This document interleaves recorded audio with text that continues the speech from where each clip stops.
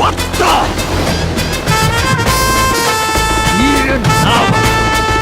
Chandra!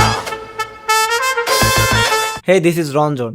Review by চ্যানেলে আপনাদের স্বাগতম। আজকের ভিডিওতে কথা বলবো শাকিব খানের একটা ভিডিও নিয়ে এবং সোহেল মণ্ডলকে নিয়ে। হ্যাঁ, রাক্ষস সিনেমায় যে ভিলেনের অভিনয় করেছে তাকে নিয়ে। তো প্রথমে কথা বলি আসলে সোহেল মণ্ডলকে নিয়ে। রাক্ষস সিনেমার ভিলেন, তার কথা মনে পড়লে আসলে আমার মনে পড়ে যায় তার অ্যাক্টিংয়ের কথা। তাকে আমরা বিভিন্ন জায়গায় দেখেছি, বিভিন্ন সিরিজে, বিভিন্ন নাটকে, তাছাড়া মোশাররফ করিমের সাথে একটা নাটকে দেখেছিলাম।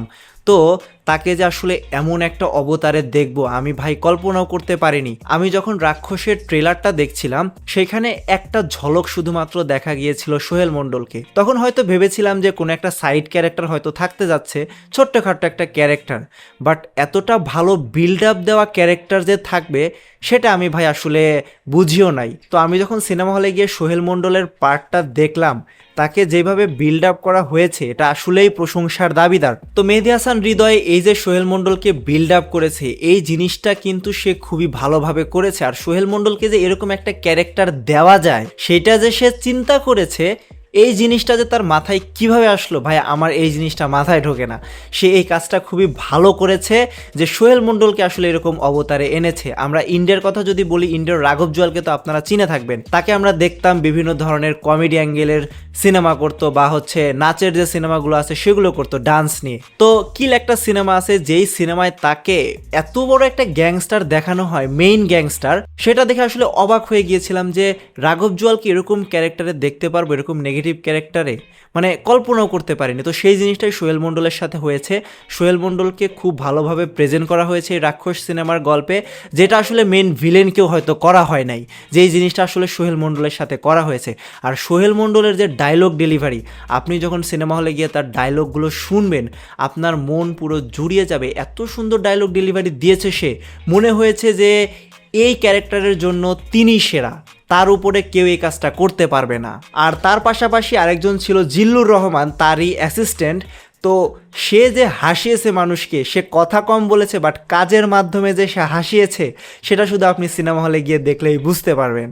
তো আমি চাইবো সোহেল মণ্ডল আসলে এইসব ছোটোখাটো কাজ ছেড়ে দিক আর এরকম বড় বড় কাজের জন্য অপেক্ষা করুক, সবার থেকে লুকিয়ে যাক, এরকম ভালো ভালো রোলের জন্য আসলে সে নিজেকে প্রস্তুত করুক। তো এটা তো গেল হচ্ছে রাক্ষস নিয়ে আলোচনা, রাক্ষসের ভিলেন নিয়ে আলোচনা। এখন কথা বলি মেইন ভিলেন নিয়ে। হ্যাঁ, প্রিন্সের যে মাসি অ্যাকশন টিজারটা আসলে দেওয়া হয়েছে, সেই টিজারটাকে নিয়ে আমরা সিনেমা হলে এটা দেখেছিলাম। তো আসলে এই মাসি অ্যাকশন অবতার শাকিব খানকে মেনলি নিয়ে কথা বলবো, প্রিন্স সিনেমাটাকে নিয়ে না। আমরা লাস্টের যে পার্টটুকু দেখেছি বা এই যে টিজারটা দেওয়া হয়েছে ঈদের দিন, সেই টিজারটুকু নিয়ে শুধু আলোচনা করব। টিজারে শাকিব খানকে দেখানো হয়েছে রাজস্থানের একটা মরুভূমিতে, মানুষজন আসলে ওই রাজস্থানী হয়তো সাধারণ লোকদের উপরে আক্রমণ করে। তো সাধারণ মানুষদের উপরে যখন আক্রমণ করা হয় তখন শাকিব খানকে দেখা যায় একটা রামদা হাতে আসলে সামনে এগিয়ে আসে তাদেরকে বাঁচানোর জন্য। আর শাকিব খান সাদা কস্টিউমে, সাদা একটা শার্ট, সাথে হচ্ছে সাদা লুঙ্গি, একদম অসাম লাগছিল দেখতে। এই লুকে যদি সে কোনো সিনেমা করে তাহলে কিন্তু ভাই জোস হবে। তাছাড়া শাকিব খানকে দেখা গিয়েছে সেখানকার ভাষা বলতে, তো সেখানে সে বলছে যে আমি একটা ব্র্যান্ড, হ্যাঁ, এরকম জিনিসপত্র এখানে আসলে বলানো হচ্ছে। তো এই লুকটাতে যদি শাকিব খানের কোনো রোমান্টিক সিনেমা আসে তাহলে কিন্তু আমাদের জন্য ভালোই হয়। বিশেষ করে চেন্নাই এক্সপ্রেসের মতো যদি সিনেমাটা হয় তাহলে কিন্তু শাকিব খানকে মানুষ অন্য রূপে দেখতে পাবে। তো আপনারা কি মনে করেন শাকিব খানের এই লুক নিয়ে কি অন্য একটা সিনেমা করা উচিত কি না?